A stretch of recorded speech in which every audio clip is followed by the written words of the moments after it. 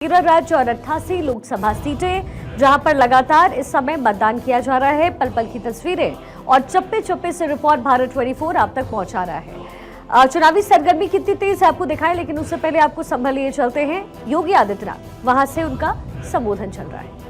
Vote उन विषधरों को नहीं जाना चाहिए जो लोग भारत माता की जय जयकार करने में संकोच करते हों।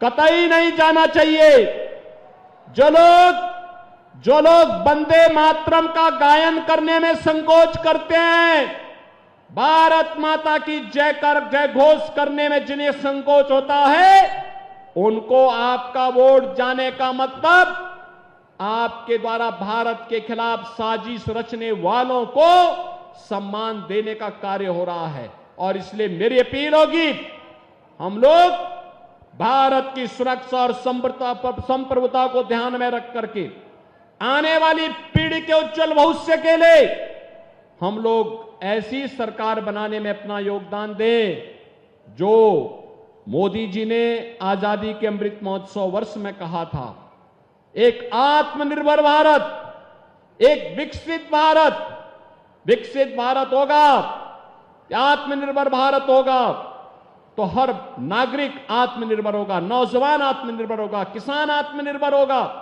महिलाएं आत्मनिर्भर होंगी, श्रमिक आत्मनिर्भर होगा।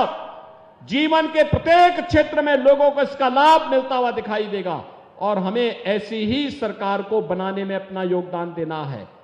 आप सहमत हैं इसके लिए? सहमत हैं? सहमत हैं ना? बहन और भाइयों, भारतीय जनता पार्टी ने इसके लिए श्री परमेश्वर लाल सैनी को अपना प्रत्याशी बनाकर के आपके बीच उतारा है। देखो, परमेश्वर जी कोई अपरिचित चेहरा नहीं है, आपके लिए अपरिचित चेहरा नहीं है। देखो, जनता जनार्दन ने आशीर्वाद जिस भी रूप में दिया होगा तब भी यहां जमे रहे, यहां काम करते रहे ना, लगातार काम करते रहे ना, कोई संकोच नहीं रहा और सम विषम परिस्थितियों में, विपरीत परिस्थितियों में भी कार्य करने का जज्बा उनके मन में है। और आज फिर भारतीय जनता पार्टी ने उन्हें प्रत्याशी बनाकर के उतारा है। उनकी प्रत्याशिता का मतलब इस क्षेत्र में सुरक्षा की गारंटी, और सुरक्षा की गारंटी तो वैसे भी जब से आपने प्रदेश में बीजेपी की सरकार बनाई है, कोई दंगाई और किसी कर्फ्यू के समर्थक की हिम्मत है क्या कि वो कर्फ्यू लगवा दे या दंगा करवा दे? उसको मालूम है कि अगर दंगा करवाएगा तो राम नाम सत्य है की यात्रा भी उसकी निकल जाएगी। फिर बहन और भाइयों, मैं इसीलिए आपसे कहने के लिए आया हूं, परमेश्वर लाल सैनी जैसे कार्यकर्ताओं को आगे बढ़ाने के लिए आप सब अपना आशीर्वाद दीजिए। लेकिन इसके लिए आपको परमेश्वर लाल सैनी स्वयं बनना पड़ेगा, घर घर जाना होगा, एक एक वोट को कमल चुनाव चिन्ह पर लाना होगा।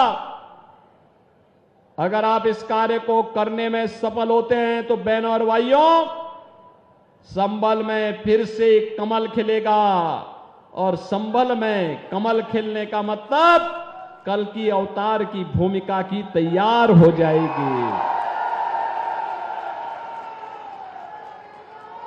यही तो मान्यता है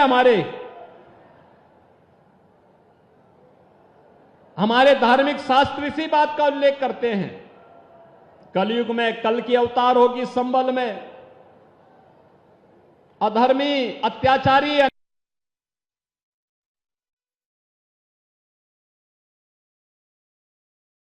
तो सीएम योगी आदित्यनाथ को इस समय आप उनका संबोधन सुन रहे थे और चुनावी प्रचार करते हुए योगी आदित्यनाथ इस समय संभल में मौजूद।